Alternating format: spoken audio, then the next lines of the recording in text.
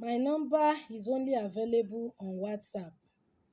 Fún àwa tí a bá ń ṣe direct call. Fóònù yẹn gan òun sábà ń wà lọ́wọ́ mi nígbà mí because silent ló máa ń wà.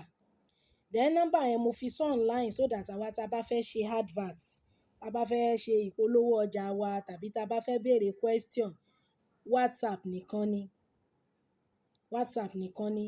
Then àwa tí a bá fẹ́ bèèrè ìbéèrè, a bá fẹ́ sọ̀rọ̀ nípa ìpolówó ọjà, let us go straight to the point.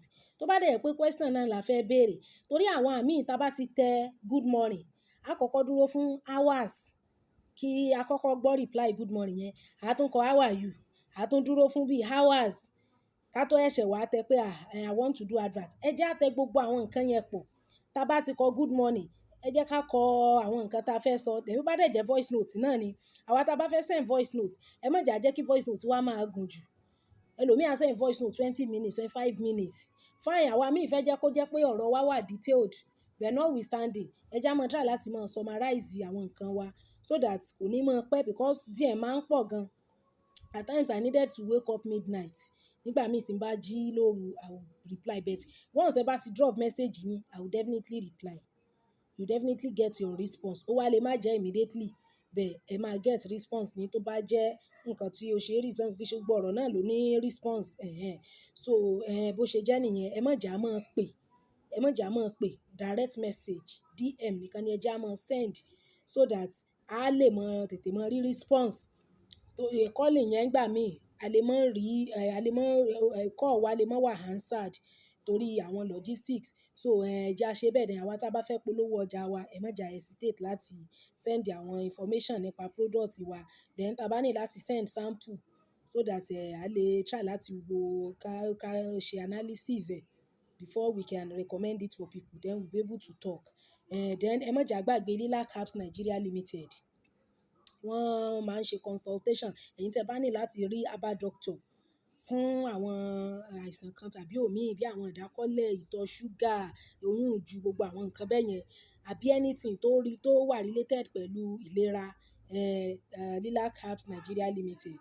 Àwọn ni wọ́n mọ̀ nípa tìfun tẹ̀dọ̀ gbogbo irú àwọn nǹkan bẹ́ẹ̀ yẹn. Wọ́n sì wà káàkiri Nàìjíríà. Wọ́n wà l'Ékò, wọ́n wà ní Ìbàdàn, wọ́n wà l'Abuja, wọ́n wà l'Ondo, wọ́n wà ní Port Harcourt.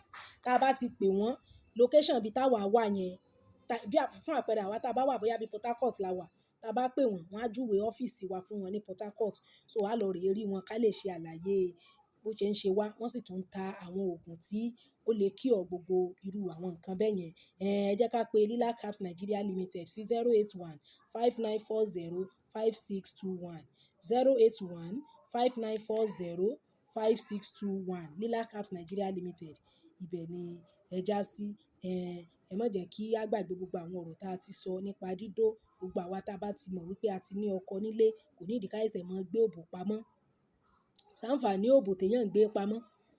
Tí èèyàn tó pé ẹni tó ti lẹ́tọ̀ọ́ sí èèyàn, ẹ ti jọ lẹ́tọ̀ọ́ síra yín, ẹ máa dóko dédé. Ẹ̀yin ọkùnrin náà, ẹ má fẹ́ ìyàwó tán kí ẹ wá pa ìyàwó tì. Bẹ́ẹ̀ ni àkókò tí èèyàn jọ wà láàyè lèèyàn lè ní ìfẹ́ sí re, èèyàn fi ìfẹ́ sí re èèyàn. Òkú tó ti kú, gbogbo flower tá ń kó lọ burial ground bí kò wúlò fókù. So àgbà tá a wà láàyè náà lè fi ìfẹ́ hàn síra wa. Ẹ máa dóra yín dédé. Gbogbo wa náà la sì ti mọ àwọn àǹfààní tí ń bẹ nú ìbálòpọ̀. A nílò àtúnwí asán lórí ìyẹn. Ẹ má jẹ́ á gbàgbé then àwa tí a bá tí ì ní ìyàwó tàbí tí a tí ì ní ọkọ, ẹ jẹ́ á para wa mọ́. Ẹ jẹ́ á gbégbé ayé tó fògo fún Ọlọ́run. Àwa tí a bá sì mọ̀ pé ó ń wùwà dó, òbò ń wùwà dó, ẹ jẹ́ á lọ rè fẹ́ ìyàwó, ẹ jẹ́ á lọ rè fẹ́ ọkọ nílànà tó tọ́ àti èyí tó yẹ. Ìyẹn ni yóò bu iyì kún wa. So, gbogbo àwọn nǹkan yẹn náà ni a ti ra gbogbo ẹ̀ láti mọ̀ tẹ́lẹ̀ tẹ́lẹ̀. Kò ní ìdí kí a ṣẹ̀ṣẹ̀ máa ṣe àtúnwí asán rẹ̀. Ọlọ́run rán wa lọ́wọ́. Ẹ má jẹ́ á gbàgbé Ọ̀yọ́ Model Alternative Therapy. Wọ́n ń ta àwọn àgbo tí wọ́n fọ̀dọ̀ tí kúrò nínú ara gbogbo infection. Gbogbo ẹlò ẹ̀rọ ọkùnrin mi ò kó lè mọ́. Gbogbo ẹ̀ kan máa dákú lágbède méjì òbò ni. Ọ̀yọ́ Model Alternative Therapy. Ẹ jẹ́ á kàn sí wọn. 08068220707 ni nọ́mbà Ọ̀yọ́ Model Alternative Therapy. 08068220707.